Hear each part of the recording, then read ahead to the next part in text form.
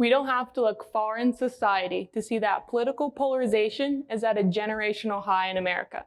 Each political party's disdain for the other has deepened in recent years. Mention your preferred presidential candidate or your take on any number of hot issues, and you could face severe backlash.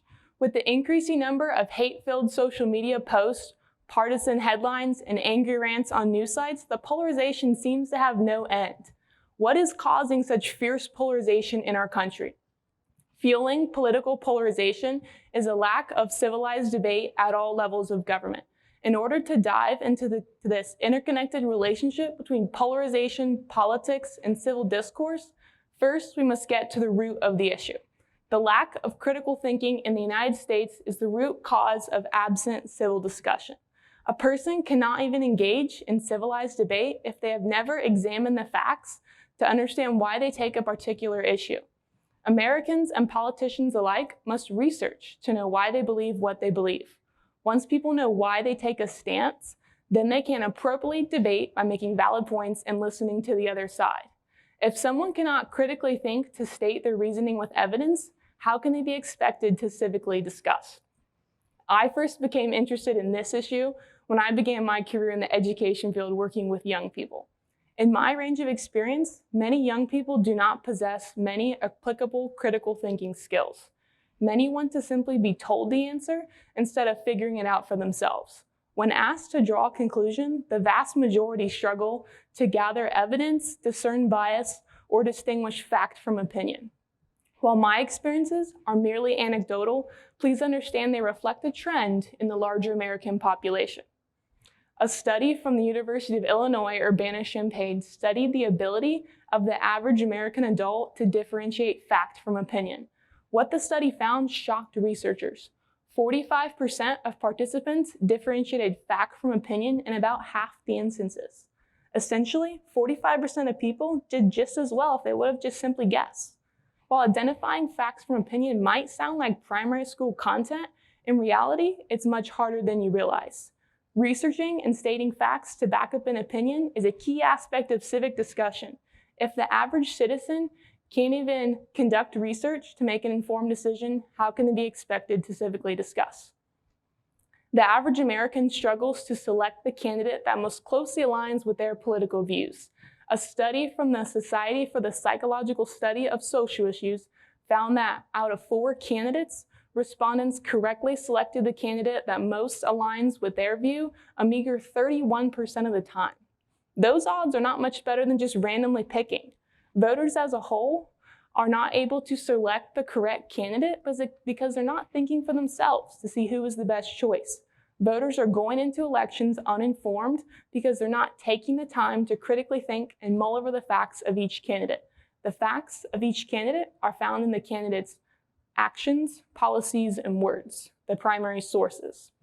As a high school government teacher, whenever I announce the next activity is a primary source analysis, I am bound to receive a few eye rolls and a few, not again. But what students don't realize is they're building the vital critical thinking skills for civic discussion and informed voting.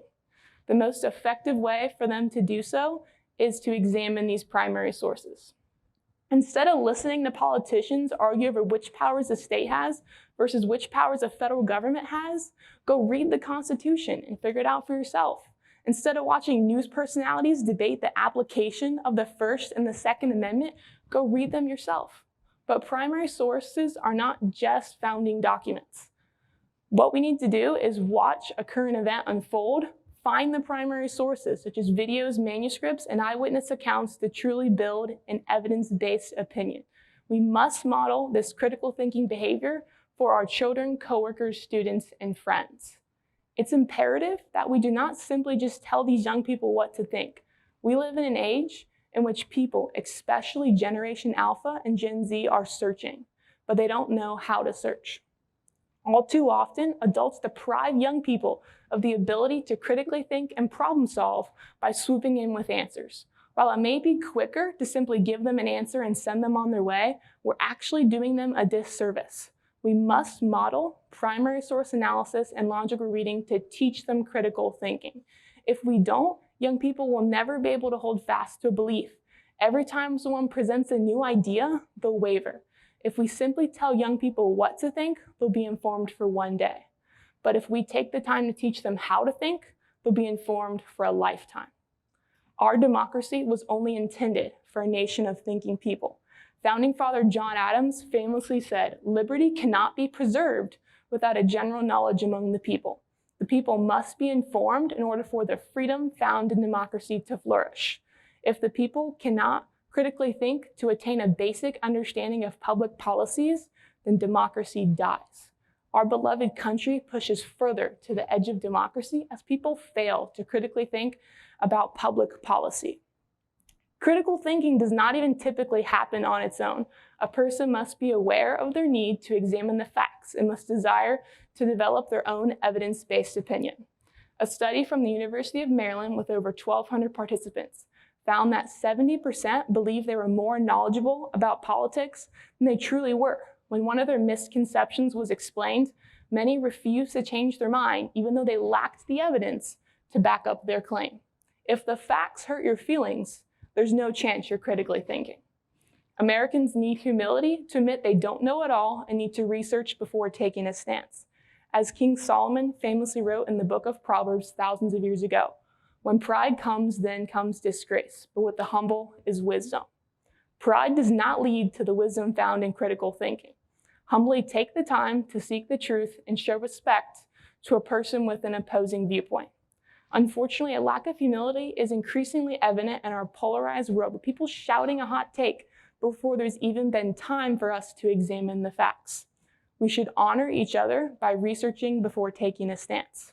Respectful dispositions fueled by humility soften our politically charged nation and keep the discussions flowing.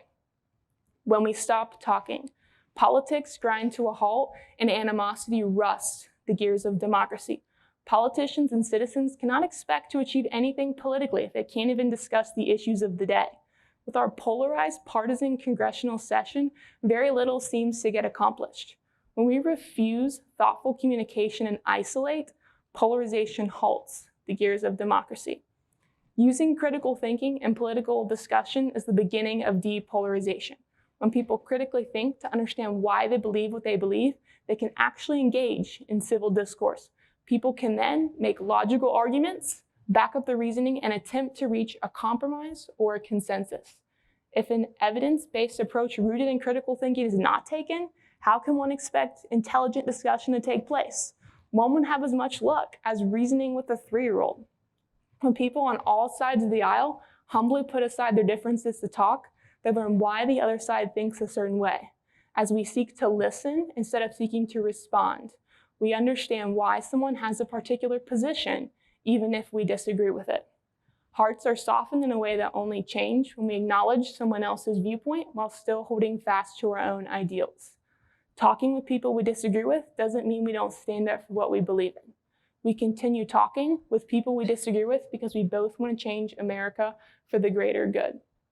Choosing to engage in civic discussion is a personal choice that begins in the mind of each American.